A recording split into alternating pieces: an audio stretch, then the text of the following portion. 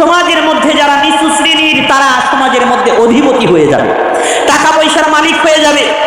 যারা নিম্ন শ্রেণীর মানুষ, যাদের বংশের কোনো ঠিক নাই, যাদের বংশগতভাবে খুবই কুৎসিত তাদের বংশ, যাদের বংশগতভাবে তারা খুবই নিচু মানের মানুষ, এই সকল কি বলেন নায়ক নায়িকা, গায়ক গায়িকা, আর মনে করেন এই অভিনেতা অভিনেত্রীরা যারা নাটক ফাটক আর কৌতুকগিরি করত, তারাই সমাজের মধ্যে নেতা হয়ে যাবে। আল্লাহ রাসূল বলেছেন এটা কিয়ামতের একটি আলামত। আজকাল হচ্ছে কিনা শিক্ষিত যারা অনেক বড় শিক্ষিত, এই বিচারকে এমপি মন্ত্রী অথবা চেয়ারম্যান মেম্বার বানায় না, বানায় করে ওই যে মনে করেন হকার যারা আছে, কয়েক বছর আগে কৌতুক করে খাইতো মূর্খ, এরে মনে করেন এমপি বানায়া, তারা নেতা বানায়া, তার পিছনে পিছনে আজকে শিক্ষিত মানুষেরা চলতেছে। এই সংস্কৃতি আমাদের বাংলাদেশে মনে হয় নাই। সংসদের মধ্যে মনে করেন শিল্পীদেরকে ঢুকাইছেন, হকারদেরকে ঢুকাইছেন, কৌতুকগিরিদেরকে ঢুকাইছেন, তারা সংসদে দাঁড়ায় দাঁড়ায় মনে করেন গান শোনায়, তারা সংসদে দাঁড়ায় দাঁড়ায় সংসদ সদস্যদেরকে গান শোনায়, হাসি তামাশার খোরাক দেয়, আর ওদের চাইতে কত বড় বড় শিক্ষিত আমানতদারী লোকেরা নিচে পড়ে আছে।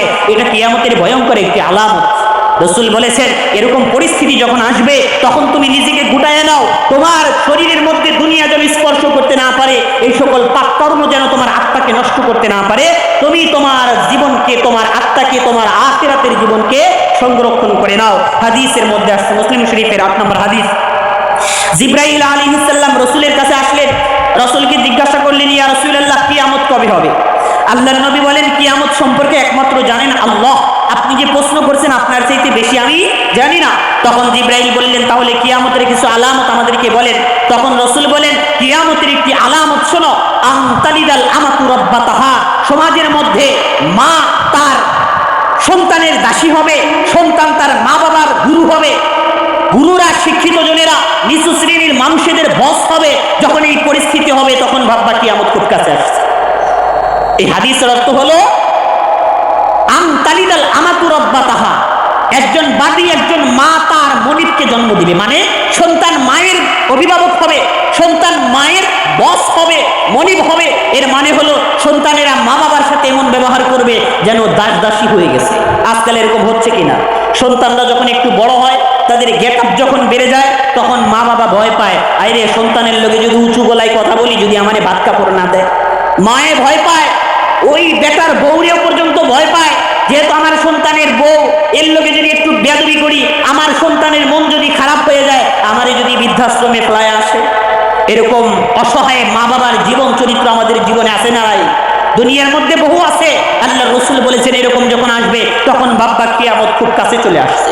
এরপর রাসূল বলেন ওয়ান তারাল হুফাতাল উরাতাল আলাতা রিআ আশ-শাই ইয়াতাতাওয়ালুনা ফিল বুনিয়ান, কয়েক বছর আগে যাদেরকে দেখছি ওর বাপদাদারা মনে করেন ওই ক্ষেতের মধ্যে চাষাবাদ করে খাইছে, পশু চড়ায় খাইছে, কয়েক বছর আগেও ও নিজেও 10 বছর 20 বছর আগেও কামলা দিয়ে খাইলো, এখন সে বিচারা 10 তলা 20 তলা বিল্ডিং এর মালিক। এরকম আছে না নাই?